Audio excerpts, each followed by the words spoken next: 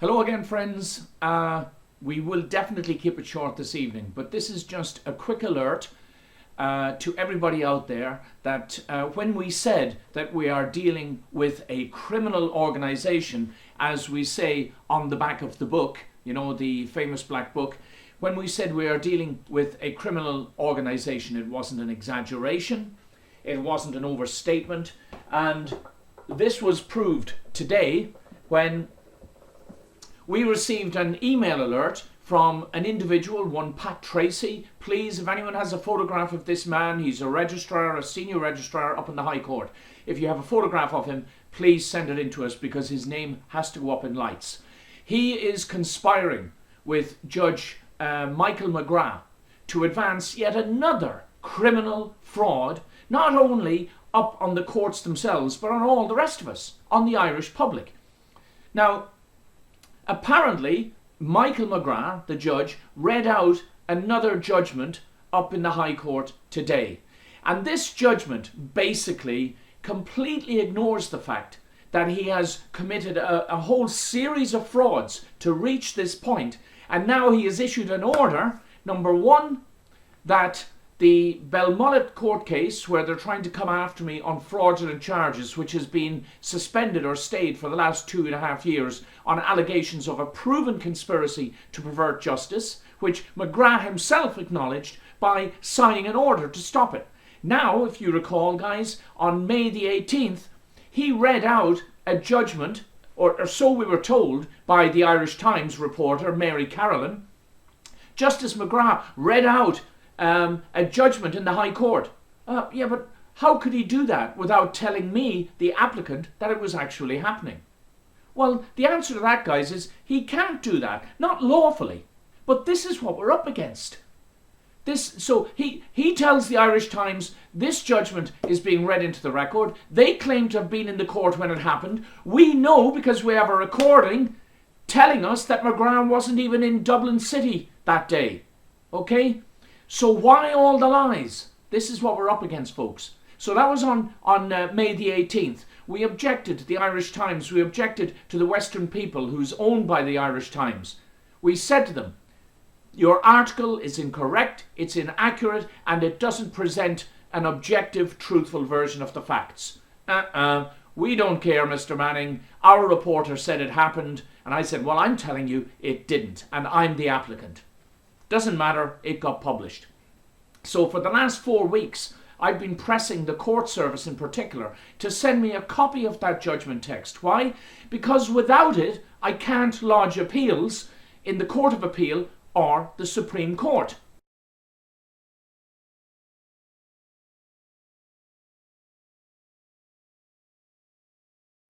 Guess what happened today as well? I get a notification in from the Court of Appeal basically telling me, oh, you're now out of time. I'm out of time when it's the court service who are not giving me the documents that I need? Come on, guys. This is incredible. Almost unbelievable. Anyway, Justice Michael McGrath has now read in this insidious, disgraceful, disgusting piece of convoluted, concocted, devious, legalistic tripe into the record today, apparently. Again, I wasn't told about it. And what it says in so many words is, we're lifting the stay on the proceedings in Belmullet. Why? Well, so that they can rush through a case against me on fraudulent charges, fraudulent affidavits, without any evidence. Oh, it doesn't really matter. Just get Manning in jail, just like they did to me in 2017. Get Manning in jail, it doesn't matter how you do it, and while he's in there, we'll erase all these other cases that are going to be an embarrassment to the state. That's what's going on here, guys. Everybody knows now that on July the 1st, that's Thursday week, on July the 1st, up at the CCJ, we are holding an Article 41 hearing.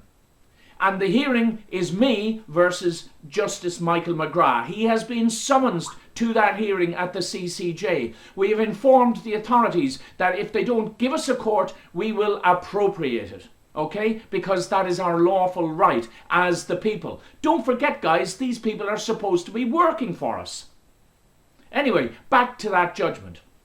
this judgment, he says, first of all, the proceedings at Belmullet can now go ahead. They then say, a solicitor from the opposition. Why don't they name the solicitor? I'll tell you why, and I think we're going to discover this, because this is a complete fabrication. Because for all of the problems I've had with various solicitors up at the DPP and everything, they usually at least pretend to follow procedure. And if some solicitor from the opposite side has made an application to the High Court in this case, they have to put me on notice. In this judgment, he says, a solicitor from the opposition made an application to this court for A, B, C, and D. What? Strike out the stay against proceedings, have Manning attend that thing, and of course, guess what? Levy costs against Stephen Manning for everything. Well, it won't surprise any of you to hear that I'm not the slightest bit worried about any ridiculous purported claims for costs. That's actually designed for you guys looking in, who are supposed to go, oh my God, if we go up against the establishment, they'll hit us with costs and I could lose my house and my car and my children and my... No, it's nonsense, guys. They won't follow through on it, because my only response to them will be, as I said to them before, I do not fund criminal activity. And on that basis, I would defend any claim to try and get monies out of me for these fraudulent procedures going on up at the High Court. Now, to wrap this up, guys, we're keeping it short tonight. This is just an alert to everyone. It appears that what they're trying to do is set up procedurally while skipping all of the other relevant procedures. And you'd say, well, what are the procedures? Well, look, guys, it's as simple as this. I had an active judicial review running in the High Court. As a matter of fact, I had two of them. They were married together. Okay? In the first one, McGrath changed the title on proceedings so that it was now basically two separate proceedings. And when I tried to appeal against him doing that, which was fraudulent, okay, the Supreme Court and the Court of Appeal said, we can't accept your appeal. Why not? Because the title doesn't match the order that was made. And I went, oh, holy God, how ridiculous does this have to get? That's what I'm appealing against, the fraudulent changing of the title on the order. Didn't matter, they just carried on regardless, and even after we went in and verbally arrested him in court, lodged criminal complaints against him, lodged common informers up at the CCJ, which are still waiting. 18 months later, they're still waiting for a court date. That is supposed to happen in one day. The day that you apply, it's supposed to happen. 18 months later, we're still waiting, and yet still he continues with this nonsense. Then, the second judicial review was initiated when between 8 and 14 of the original conspirators that put me in jail the first time were identified in this second fraudulent attempt to get me in jail, which they've now released the stay on to try and keep it going. This is absolutely crazy, guys. I put in applications to the High Court. I've got all the documents. I've got permissions to cross-examine the bad guys on their dirty, fraudulent affidavits. I've got those permissions. I hope all of you solicitors and barristers and judges and people who work for the court service are listening to this, guys. Please listen. Whatever you may think of me personally, whether we've crossed swords in the past or not, the one thing you can't deny is I am being honest and truthful. These guys are not. They are lying. They are fraudulently composing documents. They're skipping procedures. And it's all in your face, two fingers to the public. We can do whatever we goddamn please because we have the power, and you are a bunch of stupid, ignorant, apathetic peasants because no one's going to do anything about it, are you? Well, I'm telling McGrath, well, yes, we are going to do something about this. And if you thought that you were going to get away with this, Mr. McGrath, I told you last time that your career was over. At the very least, your reputation is destroyed, as it should be, because you are a criminal liar and a moral deviant. You're making a career out of lying and deceiving and manipulating the law to serve the franchise and the cabal. Shame on you, Michael. And one of these days, I hope to God, you and I are going to meet face to face. so that I can tell you exactly what I think of you and watch you melt into your despicable boots when I do so.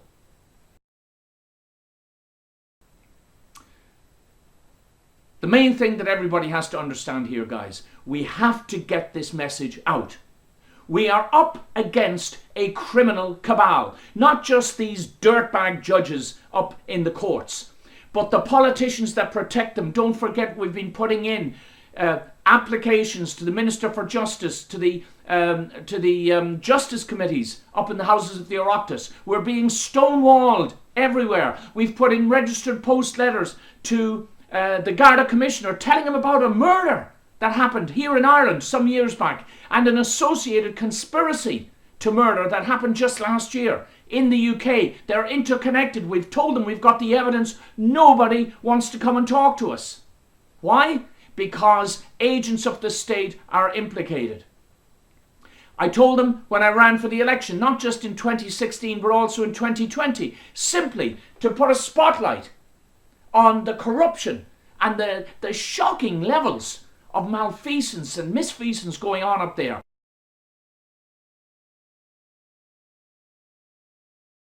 We are paying for it, guys. We are paying for this. Not just through the money and the taxes we pay, but we're paying through it in our quality of life. And you mustn't measure quality of life about your perceived freedoms, but about all of the freedoms that are being taken away from other decent people. And the other decent people who are losing their homes and their properties because of larceny and fraud and theft that is being facilitated and encouraged in the courts. All of the people who have fallen into despair and depression and have even taken their lives because they've spent half a lifetime trying to get justice out of this unjust, criminal, malicious, debauched, perverse system. Guys, this is an alert to everyone. We have to wake up.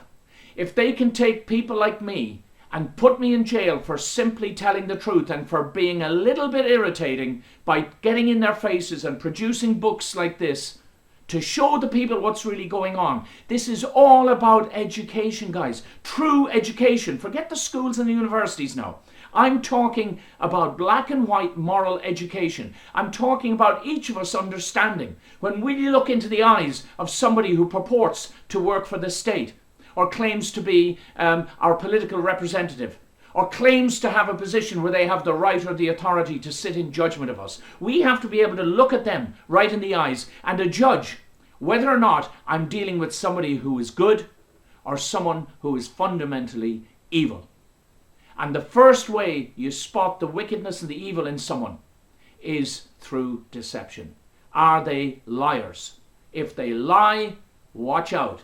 If they back up the lies by making sure they're surrounded by a whole bunch of other lackeys and toadies who are practiced and expert at lying without conscience, then watch out even further. So here we go. I'm putting everybody on notice that sees this video, and I'll follow it up with documents to all of the Irish authorities. Any attempt to further the instructions of this fraudulent order by Justice Michael McGrath that issued out of the High Court today would be a criminal enterprise. It would be a facilitation of all of the frauds that have already occurred in this case. And as the original legal principle states, fraud vitiates everything. There isn't an honest court or an honest judge on the whole of the globe that if you walked in front of him and showed him a documentary fraud and then said it was on the basis of that fraud that this contract was made or these judicial directions were given, he'd say, no, they weren't, because the fraud vitiates everything. It wipes them out. It cancels them. And I want the public, all of you guys, and I know we've got a lot of support out there, and I thank you for that. I want you all to remember that. If something happens to me, there has to be an uproar about it, because we're being ignored up at the houses of the Oireachtas, by the Ministers of Justice, by the Chief Justice, by all and sundry, the judicial appointments and board. Well, in fact, when I say we're being ignored by them, it's probably quite the opposite. The fact that Donal O'Donnell remarked in the newspaper last week that judges were an easy target for people on social media. My argument to that would be, you deserve to be a target, easy or not, Mr. O'Donnell, because you too are facing criminal charges, are you not? As you slip surreptitiously into the chair of the Chief Justice. Shocking. The rest of them are clearly ganging up together. That's what this legislation this past week has been about. Guards being able to come into your house, seize your computers, your phones. You have to give them your password. If you don't, you go to jail for 5 years. Well, listen, let me tell you all right now, guards. You can come and take my computers if you want to. You can come and take my phones. It actually doesn't matter because I'm not hiding anything. Everything I'm doing and saying is up front and out in the open. All right? The last time you guys robbed me, you caused me an inconvenience. Luckily, I had everything backed up, and it was just a case of having to put it all together again. If that's your intention, come and get it. And know right now that I'm saying this on video. I'm willing to give you copies of my hard drive, my phone records, anything at all, right now. And I'm telling this to the public. Why? Because I want you all to know I've got nothing to hide. Because I believe, should my computers and everything be seized, that just like in all of these other cases, something might, magically appear on it. That would be hard to explain. Okay? This is a pattern. We've seen it happen. So we need everyone to know, okay, two things. Number one, they are lining up a completely fraudulent procedure to try and force me back into Belmullet Court. If that kicks off and we have to go back to Belmullet Court, my only position, as it has been from day one, is we do not deal with liars and moral deviants other than to stop them from committing more crimes. And if we do have to go back to Belmullet, guys, we'll be looking for agents of the Integrity Ireland Association to form a protection detail while we go in. And I think it's time now. Stop talking. Stop giving these verbal arrests. It's time now to start lifting and detaining these criminal miscreants until someone somewhere does something about it.